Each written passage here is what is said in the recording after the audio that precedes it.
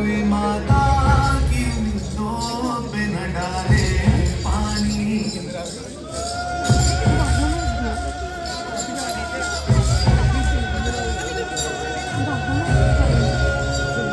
कोई माता की उम्मीदों पे न डाले पानी।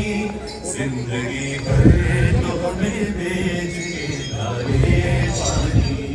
जिंदगी भर तो हमें भेज के डाले पानी।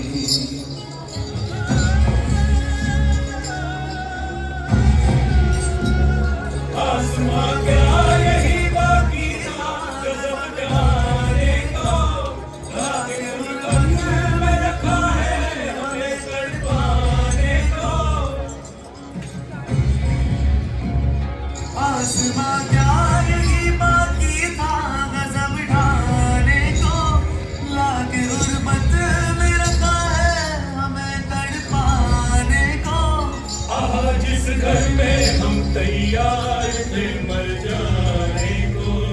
जीते जी हमसे छुड़ाया है राजनाने को।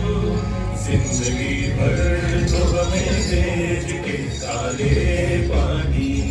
जिंदगी भर तो हमें भेज के काले पानी। कोई माता की उम्मीदों पे न डाले पानी। कोई माता की उम्मीदों पे न डाले पानी। जिंदगी भर तो हमें भेज के काले पानी। जिंदगी भर तो हमें भेज के काले पानी। जिंदगी भर तो हमें भेज के।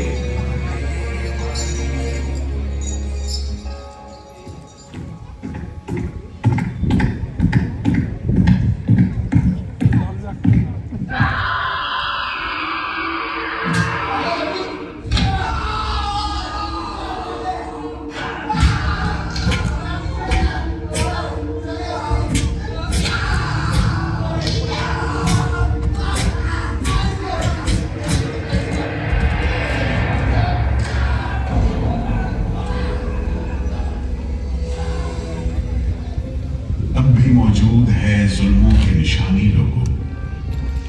दरो दीवार पे लिखी है कहानी लोगों। कहां से शुरू करूं ये कहानी?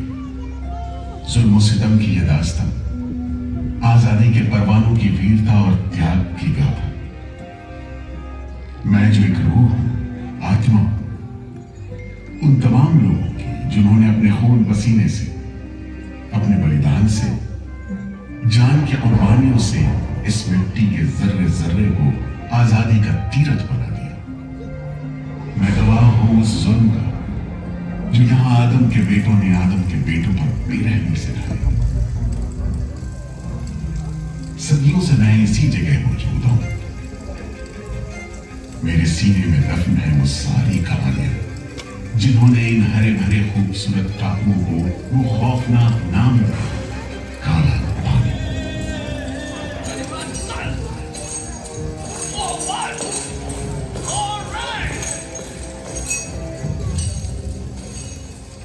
तो वहीं से शुरू करते हैं, उसी हरियाली से जो कैद करने वालों के जुल्म और कैदियों के खून पसीने से बेदाग।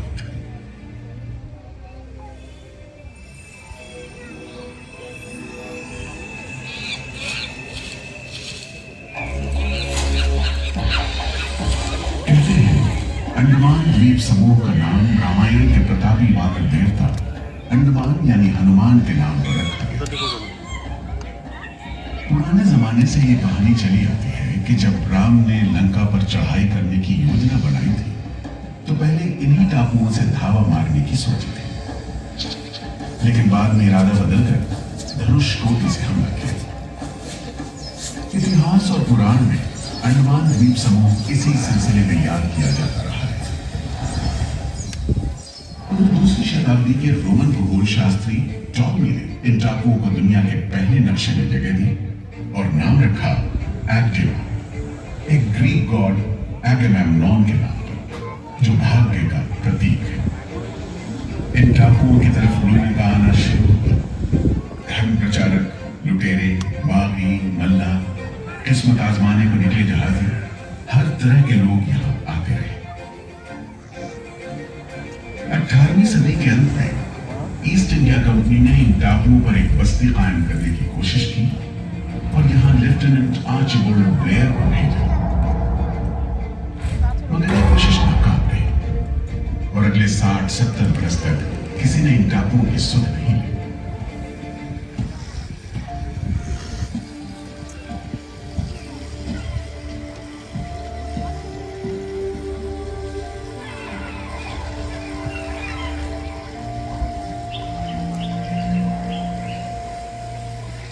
प्राकृतिक खूबसूरती और शांत समुद्र के बीच जिंदगी की खामोश लहरें उठती और बैठती। उगते सूरज के साथ पक्षी जागते और डूबते सूरज के साथ इन टापुओं पर जिंदगी सुकून से सो जाती।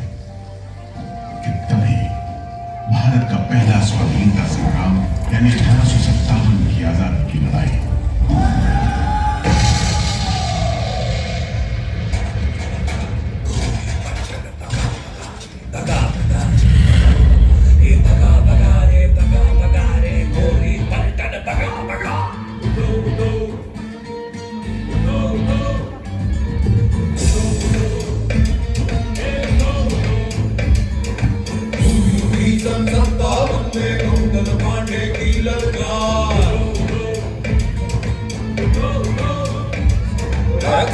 भीषण 57 में मंगल पांडे की ललकार।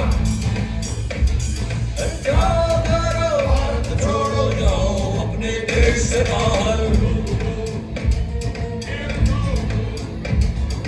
रानी झांसी तात्या टोपे, रानी झांसी तात्या टोपे, नानाजी दिल्ली दरबार।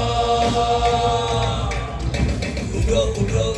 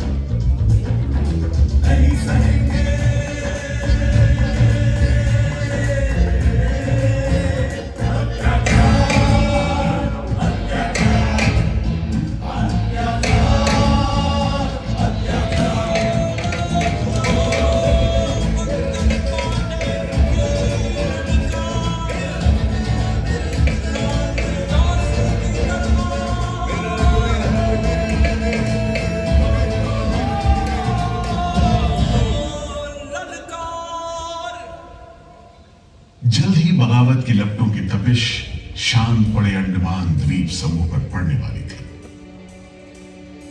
आजादी के मतवालों को सबक सिखाने के लिए फिरंगी सरकार ने 15 जनवरी 1858 को पूरे के पूरे अंडमान द्वीप समूह को एक कैद खाने में बदलने का फैसला किया।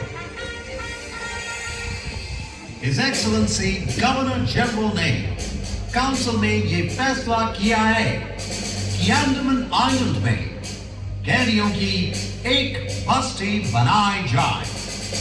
इसमें शुरू में ऐसे मुजरिम रखे जाएं जिन्हें बगावत और राजद्रोह और इससे ताल्लुक रखने वाले दूसरे अपराधियों के लिए कैद या देश निकाले की सजा दी गई हो। और इस तरह अंडमान द्वीप समूह की पुरानी खाड़ी का नाम लेफ्टिनेंट आर्चिबाल्ड ब्लेयर के नाम पर पोर्ट ब्लेयर रखकर मुजरिमों की बस्ती कायम की गई। सन 57 के वीरों के नक्शे कदम पर कुछ ही साल बाद अंडमान की धरती पर पैर रखे वहाबी आंदोलन के राजनीतिक बंदी हुए। 1860 से 1872 के बीच बहुत से वहाबी आंदोलनकारी अंडमान भेजे गए। सरहदी सूबे का रहने वाला एक पठान शेर अली आफरीदी भी अंडमान में उस समय उम्र कैद की सजा काट रहा था और अंग्रेजों से बदला लेने के लिए मौके की तलाश में था।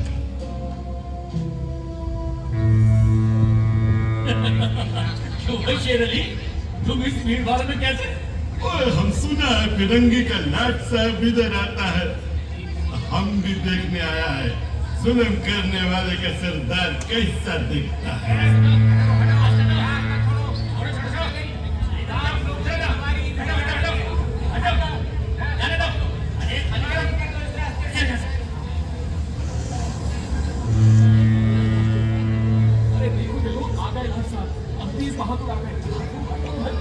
मिस्टर बर्ड, मैं सोचता हूँ कि इस खूबसूरती के बीच रहने के लिए प्रिजनर होना भी मैं एक्सेप्ट कर लेता। Yes, indeed. Just look how beautiful this place is. ये प्रिजनर लोग इस खूबसूरती को नहीं देखते, वरना इस टापू को प्रिजन नहीं स्वर्ग समझते। यस सर, आप ठीक कहते हैं। इधर आइए प्लीज। हम तुमको खत्म कर देगा फिरंगी जालिम। अंग्रेजों के साथ तुम लोग जो हैवानी सुलूक करता है, हम बर्दाश्त नहीं करेंगे। पकड़ो इसको! शेर अली है, सजा याफ्ता कैदी, सजा में रियायत पाकर नाई की दुकान चलाता है। जैसा कि होना था, शेर अली को फांसी हो गई।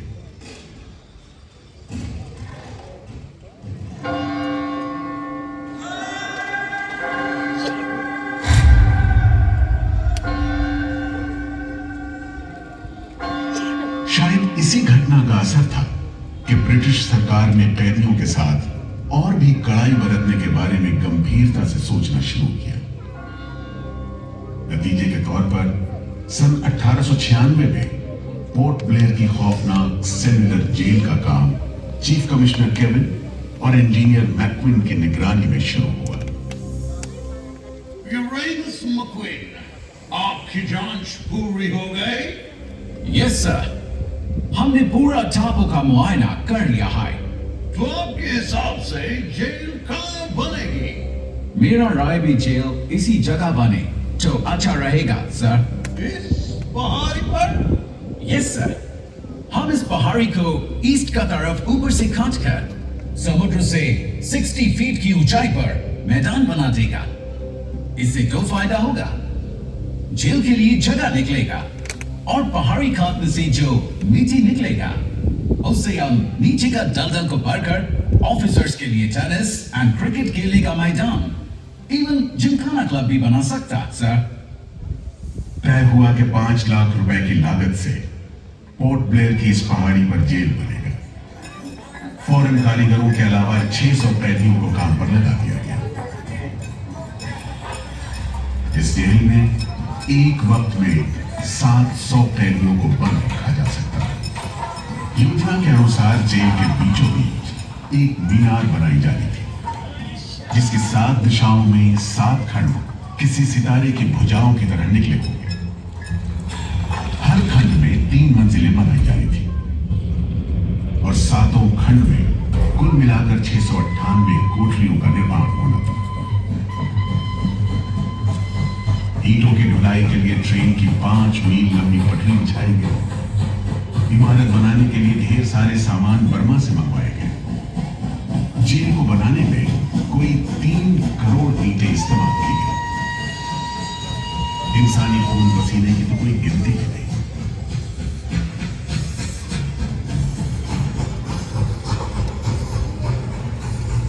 सुबह दोपहर शाम रात कोड़े चलते रहे और काम होता रहा। दीवारें उठनी शुरू हो गई। आखिरकार 10 साल बाद सन 1906 में ये विशालकाय जेल तैयार हुई और यहीं से अंडमान के इतिहास का सबसे काला दौर शुरू हुआ।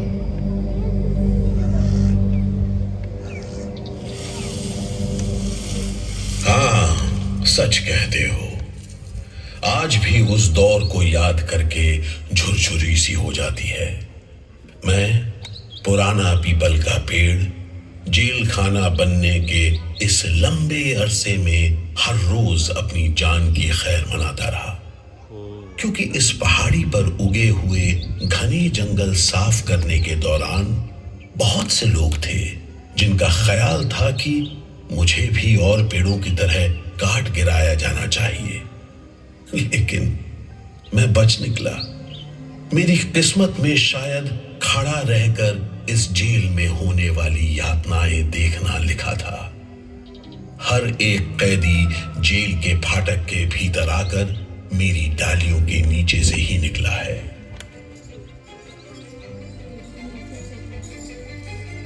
जैसे जैसे अंग्रेजी शासन के खिलाफ आजादी की मांग तेज हुई, ब्रिटिश सरकार ने सेलुलर जेल के फाटक हर छोटी बड़ी बात के लिए खोलने शुरू कर दिए। किसी ने पर्चा निकाला तो अंडमान जेल, किसी ने लेख लिखा तो अंडमान जेल। लेकिन जब आजादी की लौ दिल में जल रही हो तो लोगों को कब तक रोका जा सकता है? 20वीं सदी शुरू होते होते फिरंगी सरकार के खिलाफ जंग में तेजी आ गई। अलीपुर षड्यंत्र कांड, चटगांव डकैती कांड, काकोरी कांड, लाहौरी बम कांड, मुगला विद्रोह, नासिक षड्यंत्र, कितने मामले गिनवाए, ये सूची लंबी है। लिहाजा एक नए किस्म के अभियुक्तों ने अंडमान की सेलुलर जेल में कदम रखा। ये नई किस्म थी क्रांतिकारियों की। क्या शानदार लोग थे, मस्ती में झूमते गीत गाते जेल में कदम रख रहे थे, मानो जेल नहीं मंदिर जा रहे हो। आजादी के ये परवाने देश के कोने कोने से आए थे। सरफरोशी की तमन्ना अब हमारे दिल में है, देखना है जोर कितना बाजुए कातिल में है। वक्त आने दे, बता देंगे तुझे आसमां, हम कभी से क्या बताएं, क्या हमारे दिल में है। सोहन सिंह भकना, हाजिर। मोतीलाल वर्मा, हाजिर। पंडित परमानंद शास्त्री, बटुकेश्वर दत्त, हाजिर। सचिंद्र नाथ सान्याल, हाजिर। उल्लासकर दत्त, हाजिर। पृथ्वी सिंह आजाद, पृथ्वी सिंह आजाद। हाजिर। हर आदमी के दिल में स्वाधीनता की लौ जल रही थी। इस जोत को बुझाने का काम ब्रिटिश सरकार ने जिस अफसर को सौंपा वो था सेलुलर जेल का जेलर डेविड बेरी। जमादार, जी हुजूर। जी हुजूर। नया कैदी लोग आया? जी सरकार, सभी लाइन से खड़े हैं। ठीक है, सुनो, इनसे कह दो कि इस जगह पर हम शेर को पालतू बनाता है। तुम जेल का दीवार देखता है, जानता है इसको इतना नीचे क्यों बनाया? इधर से कोई भागने को नहीं सकता। यह सब तरफ 1000 माइल्स तक पानी है और ऊपर खुदा है, और तुम हमको देखता? हम इधर का खुदा है, डेविड बेरी। Get it? इस तरह कैदियों से ठस भरी जेल की गंदी सीलन भरी बदबूदार हवा में कैदियों का बंदी जीवन शुरू होता है। बेड़ियों की आवाज, वार्डनों की गाली गलौज और मार खाते कैदियों की चीख पुकार से गूंजते कोठरियों का दम घोटू माहौल कड़े से कड़े इंसान को तोड़ने के लिए काफी था। लेकिन इन कोठरियों में ऐसे बंदी भी आए जिन्हें ये माहौल हताश करने की बजाय जुल्म का मुकाबला करने की प्रेरणा देता रहा। वीर विनायक दामोदर सावरकर, ये नाम ऐसे ही बंदियों में बड़े सम्मान के साथ लिया जाता है। जयोस्तुते ते जयोस्तुते ते जयोस्तुते ते जयोस्तुते ते जयोस्तुते ते जयोस्तुते ते जयोस्तुते ते जयोस्तुते ते जयोस्तुते ते जयोस्तुते ते जयोस्तुते ते जयोस्तुते ते जयोस्तुते ते जयोस्तुते ते श्री महान मंगले शिवास्पदे शुभदे श्री महान मंगले शिवास्पदे शुभदे स्वतंत्रते भगवती मामहं यशोधुनां वन्दे जयोस्तुते ते जयोस्तुते ते जयोस्तुते ते जयोस्तुते ते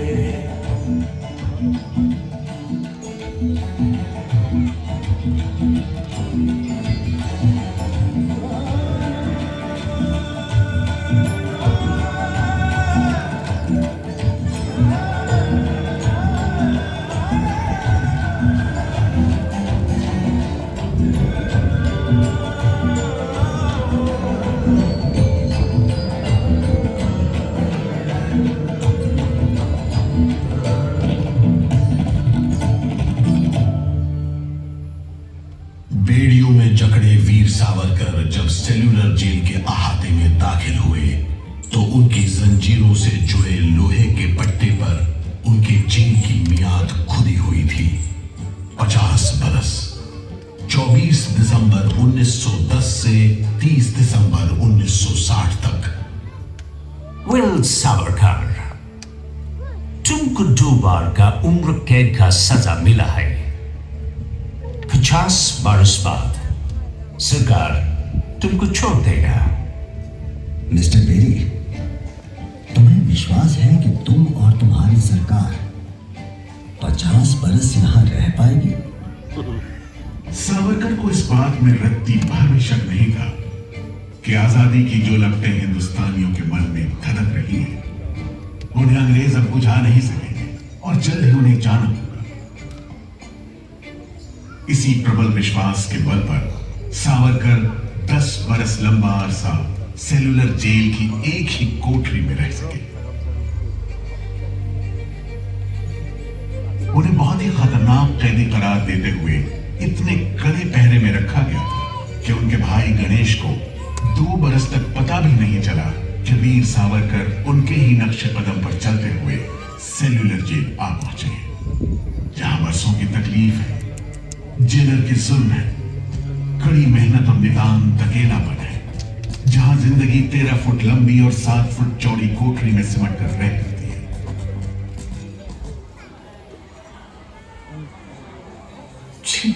ये कैसा रद्दी खाना है? चावल में कंकड़ है, सब्जी में रेत है और दाल में कीड़े। खाना क्या है? घास फूस है। बर्तन भी देखो कैसे टूटे फूटे, जंग से लाल और तेल से जुड़े हुए। सबसे ज्यादा कमी तो पानी की है। आज सुबह जब मैंने पानी मांगा, जमादार बोला दिन में 2 बार मिलेगा बस। अरे पीने लायक होता तो बात था, इतनी बास मारता है कि नाक बंद करके पीना पड़ता है। इस खाने को कैसे खा सकते हैं? कैदियों को गाली देना या पीटना मामूली बात थी, चाहे वो खा रहे हों या काम कर रहे हों। और काम न सिर्फ मुश्किल था बल्कि उसका कोटा भी तय था। 7 में से 4 खंडों की कोठरियों में तेल निकालने के उपकरण लगे थे।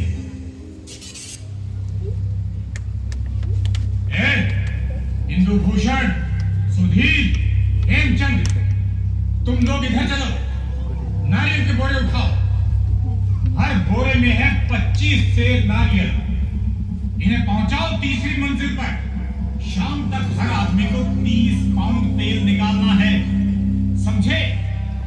हम इतना तेल कैसे निकालेंगे? वो मशीनें तो हाथ से जलानी पड़ती हैं। भगवान मत लगाओ बदमाश।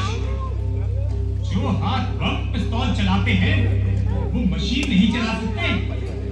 चलो जल्दी करो, भाग कर जाओ और काम करो।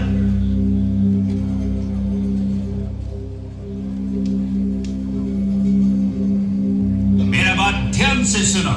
जी हुजूर। जो आदमी काम नहीं करे उसको पेट लगाओ, जी हुजूर। समझा? जी। सजा दो, कोई छूट नहीं दो। जी। कोटा पूरा कराओ। जी। लेकिन तमाम मारपीट और गाली गलौज के बावजूद यदि कैदी काम पूरा न कर पाते, तब जो सजा मिलती वो किसी की भी हिम्मत तोड़ने के लिए काफी थी। जमादार, जी हुजूर। इसको 2 दिन तक टाट का वर्दी पहनाओ। कल से इसका गाना बंद। जी। सिर्फ 2 का कंजी दो। जी हुजूर। ये पहला बार काम नहीं पूरा किया। जी। इस वास्ते इसको 1 हफ्ता हथकड़ी में रखो। जी हुजूर। ये बागी का बच्चा है, इसको बेड़ी डालो। इसको भी बेड़ी डालो 6 महीने तक। जी हुजूर। तुम अब तक 5 बार काम का कोटा पूरा नहीं किया। हम तुमको इस बदमाशी का मजा चखाएगा। जमादार, जी हुजूर। इसको तन्हाई में रखो। जी हुजूर। Solitary confinement. जी। कोठरी में काम दो। जी। और इसको पेट लगाओ। और मारो, और मारो। नारे बोलेगा। बोल नारे, बोल, बोल नारे, बोल, बोल नारे, जितनी ताकत है, बोल नारे।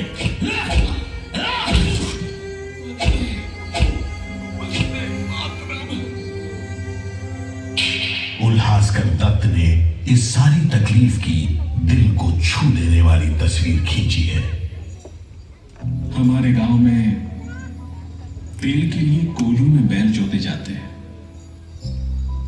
वो भी दिन में 10 से 12 सेर से ज्यादा तेल नहीं निकाल पाते। जेल में मुझे 2 और कैदियों के साथ बैल की जगह जोत दिया जाता था और हमें शाम तक 1 मन नारियल का तेल निकालने का काम सौंपा जाता। जमादार हमें दौड़ने पर मजबूर करते और रफ्तार धीमी होने पर कोड़े मारते।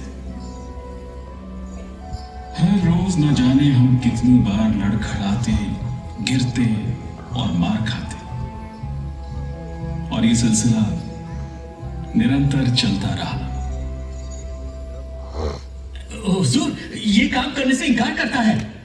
क्यों? क्यों काम नहीं करेगा? जैसा बर्ताव ये जमादार करते हैं उसमें मैं काम नहीं करूंगा। मारपीट और सजा का नतीजा ये हुआ कि उल्हासकर ने 7 दिन के बाद खाना पीना और बात करना भी बंद कर दिया।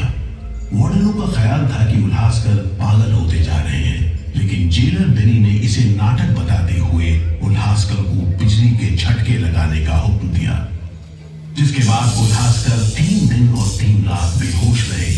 उसके बाद कहीं जाकर डॉक्टर को बुलाया गया। सुनो मिस्टर उल्हासकर, हम जानते हैं तुम अपने मुल्क का आजादी के वास्ते ये करते। हम तुम्हारा काम को ठीक नहीं समझता, लेकिन तुम अभी जवान है। एक दिन अपना सजा पूरा करके वापस अपना मुल्क जाएगा, तब अपना हाथ से जान क्यों लेते? क्या तुम डरपोक है? हम अपना सीनियर ऑफिसर का हुक्म नहीं बदल सकते, लेकिन तुम चाहेगा तो हम तुमको मेंटल हॉस्पिटल में भर्ती करा देगा। ठीक है, इन जानवरों के बीच रहने से पागलों के बीच रहना बेहतर होगा। उल्हासकर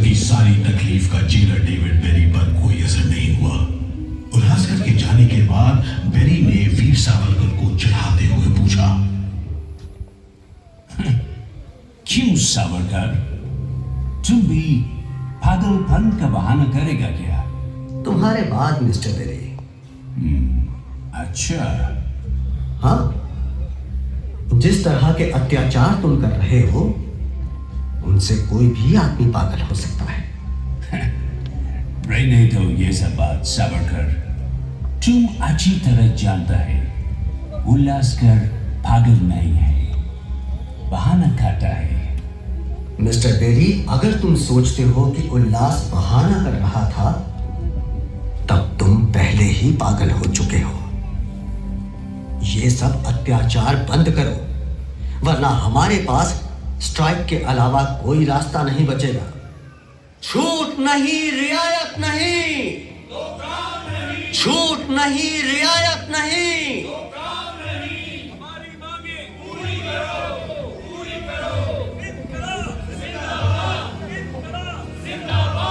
बंदियों को छोड़ दो,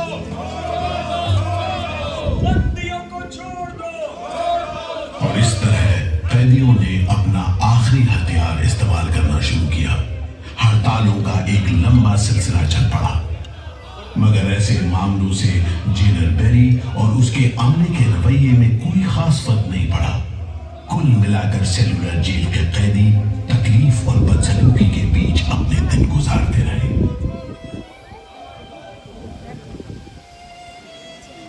मगर एक सुख का स्मरण ना करना नाइंसाफी होगी। वो सुख था बुलबुलों की चहक, उनका मधुर स्वर, उनके झुंड कल कल करते नारियल के टुकड़ों पर टूट पड़ते। गंभीर विचारों से मुक्ति पाने के लिए मैं मन को बलपूर्वक इन बुलबुलों की चहक में लगाए रखता। मैं अपनी भाषा उन्हें सिखाने में असमर्थ था। यदि सिखा पाता तो मैं उन्हें देश प्रेम के गीत सिखा देता, ताकि अगर कोई मेरी कोठरी खोजता हुआ आए तो लोग कहें कि जिसके सामने बुलबुल देश प्रेम के गीत गा रही हो वही सावरकर की कोठरी है। एक बार में 3 कैदियों को फांसी पर लटका दिया जाता। दिल दहला देने वाली चीखें निकलती, जेल का घंटा खनखना उठता, जेल की मीनार पर लगी बत्ती जलती बुझती रहती और 8 मील दूर तक खड़े जहाजों तक खबर पहुंच जाती कि फिर से कुछ कैदियों को फांसी पर लटका दिया गया है। 12 मई 1933 को कैदियों ने फिर भूख हड़ताल का सहारा लिया। भूख हड़ताल करने वालों में सरदार भगत सिंह के बहादुर साथी महावीर सिंह भी शामिल थे। हड़ताल के 5वें दिन जब कैदियों को जबरदस्ती खुराक दी जाने लगी तो महावीर सिंह ने ताकतवर विरोध किया। जालिमों, तुम नहीं जानते कि हम कौन हैं। हम मर सकते हैं और झुककर नहीं रह सकते। हमें ऑर्डर मिला है तुम्हें दूध पिलाने का। चलो जमादार, पकड़ो इसे।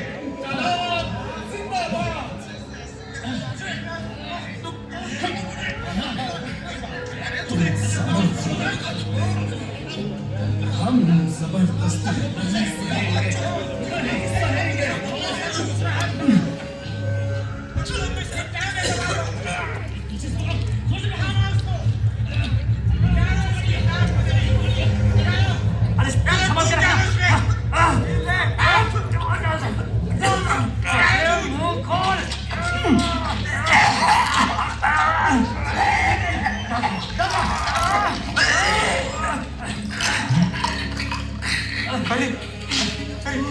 क्या हो गया? क्या हो गया?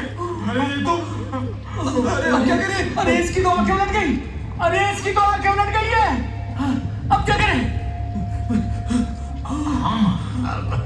लगता है दूध इसके फेफड़ों में चला गया है साहब। क्या हो? नली निकालो, जल्दी करो, जल्दी। जी। इसकी तो सांस बंद हो गई। अब क्या होगा? होगा क्या? लाश को गुपचुप ठिकाने लगा दो, किसी को कानो कान खबर ना हो। मैं तो कहता हूँ साहब, इसकी लाश को बोरे में डालकर पत्थर से बांधकर समंदर में बहा दीजिए। किस्सा खत्म। चलो बिपिन, ऐसा ही करो। झटपट ले जाओ उसे, झटपट ले जाओ। लेकिन ये खबर छिपी नहीं रह सकी। जब लोगों को पता चला तो देश भर में विरोध की भीषण लहर फैल गई।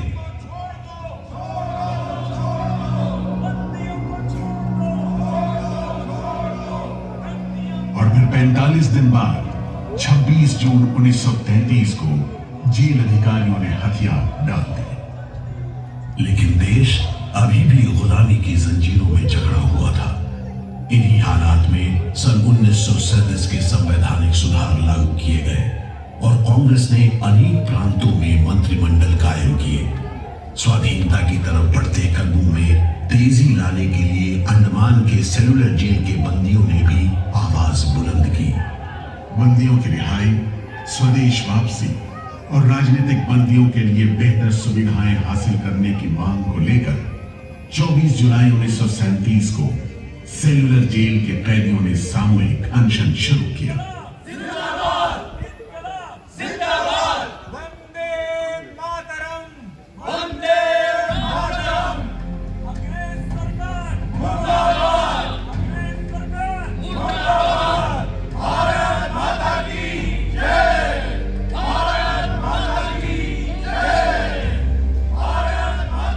इस भूख हड़ताल का असर पूरे देश पर पड़ा। जगह जगह कैदियों के समर्थन में आंदोलन होने लगे। सारे देश के राजनीतिक बंदियों ने अनशन शुरू कर दिया।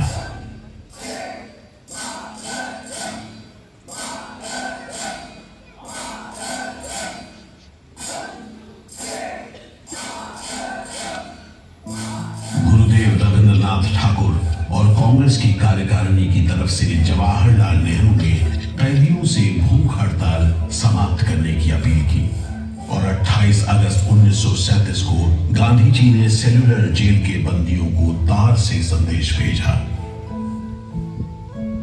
मैं गुरुदेव रविंद्रनाथ टैगोर और वर्किंग कमेटी की राय में अपनी अपील भी जोड़ना चाहता हूँ। आप सब हड़ताल वापस ले लें और हम पर भरोसा रखें। हम आपको राहत दिलाने के लिए पूरी कोशिश कर रहे हैं। कैदियों पर गांधी जी की इस अपील का बहुत असर पड़ा। सभी कैदियों ने आपस में सलाह करने के बाद जवाब दिया। देशव्यापी अपील और आपके संदेश ने हमारे दिलों को छू लिया है। हम इस भरोसे पर भूख हड़ताल मुलतवी कर रहे हैं कि सारे देश ने हमारी मांगों और हमारे उद्देश्य को अपना बना लिया है। वंदे मातरम।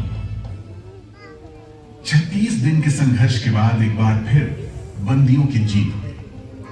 नतीजे के तौर पर सितंबर 1937 से सेलुलर जेल के कैदियों की स्वदेश वापसी शुरू हो गई।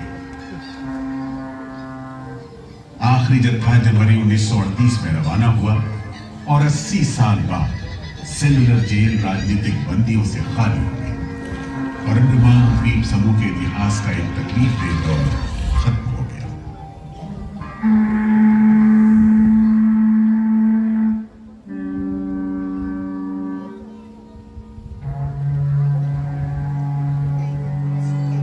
मगर एक और जालिम दौर शुरू होने वाला था। 1939 में दूसरा विश्व युद्ध शुरू हुआ और 1942 में जापानियों ने अंडमान पर कब्जा कर लिया।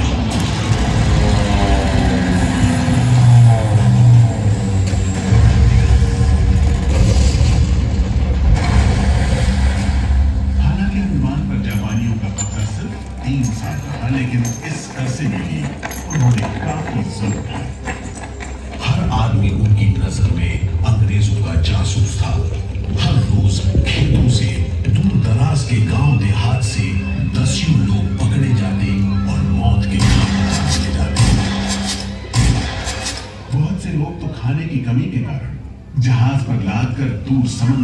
एक में।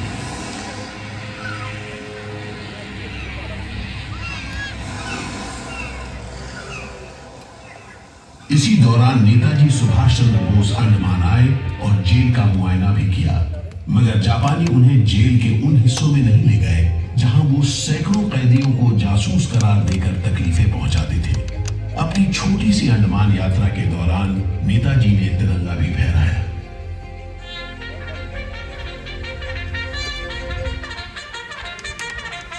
अगस्त 1945 में दूसरा महायुद्ध समाप्त हुआ और 3 साल 6 महीने 15 दिन के कब्जे के बाद अक्टूबर 1945 में अंडमान की जापानी छावनी में अंग्रेजों के आगे हथियार धर दिए।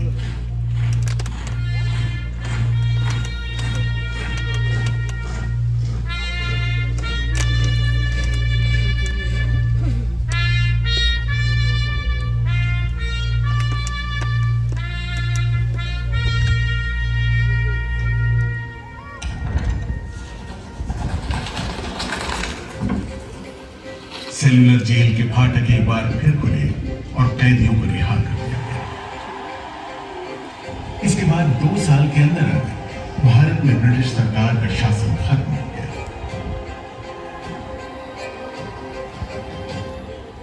अंडमान द्वीप समूह अब काला पानी के खौफनाक नाम से नहीं जाना जाता, लेकिन ये सारी तकलीफें जो आजादी के प्रेमियों ने यहां झेली, वो सारी कुर्बानियां जो देशभक्त वीरों ने यहां दी, आज भी देशवासियों के दिलो दिमाग पर छपी हुई है। इसीलिए अंडमान के भूतपूर्व राजनीतिक बंदियों के भातृत्व मंडल की इच्छा को स्वीकार करते हुए भारत सरकार ने 30 अप्रैल 1969 को घोषणा की कि सेलुलर जेल को राष्ट्रीय स्मारक के रूप में सुरक्षित रखा जाएगा।